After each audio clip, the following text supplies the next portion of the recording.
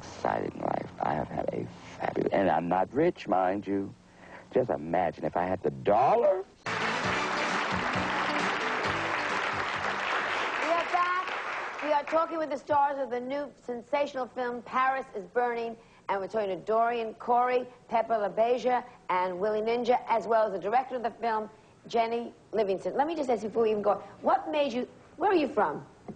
Well, I grew up in Los Angeles, and I moved to the East Coast 11 years ago to go to school. And what made you decide to do this project? I moved to New York to get into film, and I didn't know whether I wanted to do documentary or fiction, but I ran into some guys who were voguing in the park, and I thought it was so great, and they were so talented, that I started to go to a couple of these balls, and the more I went to the balls, the more I thought, here was a group of amazingly articulate people, you know, who haven't been heard before, and here are the issues of race and class and gender and consumerism all in one place. Right. So was it easy to get the funding, or how did you get that money? That was really difficult, and when Dorian was talking about some racism that's in, you know, in the gay community, I'd go to commercial people, and of course they'd say, oh, right, you know, gay subculture in Harlem, sure, you know, no way for the... here's my check, honey. Right, exactly.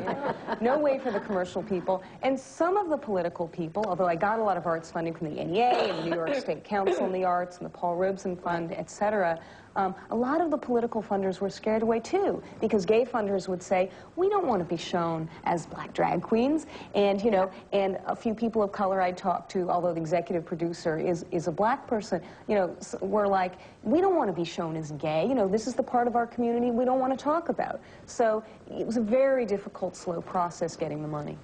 How long from the time you got the money to the time you knew you had a hit?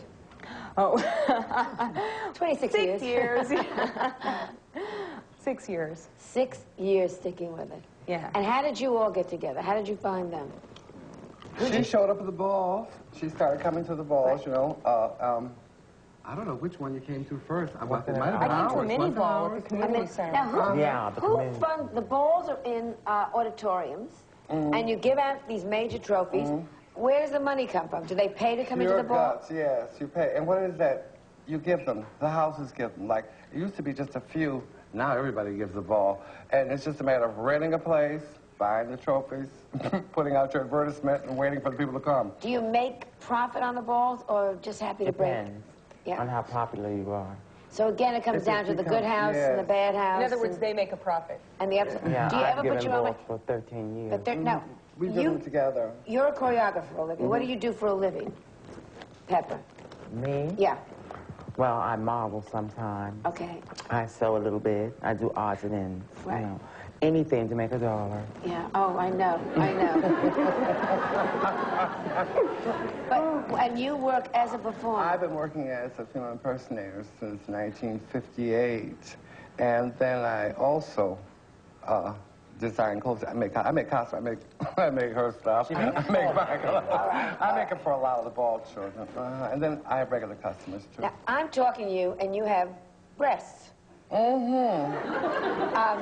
And they're real breasts, right? They're a little hairy, but they're, but they're breasts. Last night was a long night, honey. Yeah. Why don't you have electrolysis done? Because you put them in? No, what it is that I was going to have electrolysis done when I was working in Detroit. Yeah. But then I was a dancer. And the way I understood it, I'd have to either stop working for like a month or wear a veil.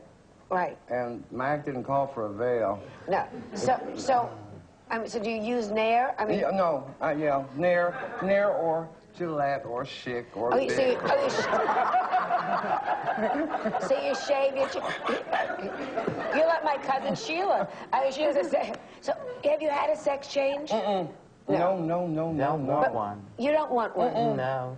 For what? Too late now. Well, but you want the breasts. That was for stage, you know, and sometimes I regret I did it because it was a case of that. When I did it, I was in show business, and it added to my performance on stage. You know, I had great, wonderful, wonderful. Yeah.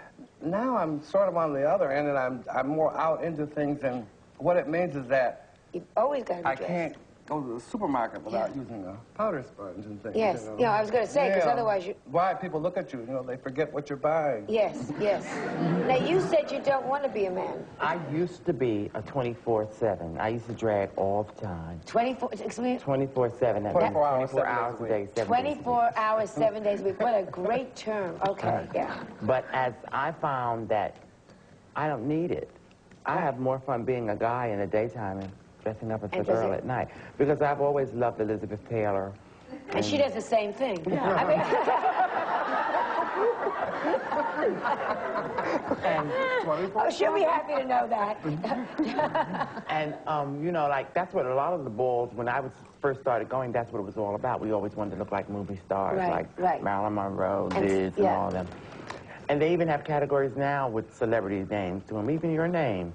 My name? People come to imitate celebrities. Yeah, which makes sense. Yeah, I mean, not only now do they just walk, we have categories where they sing, imitating celebrities, and tell jokes.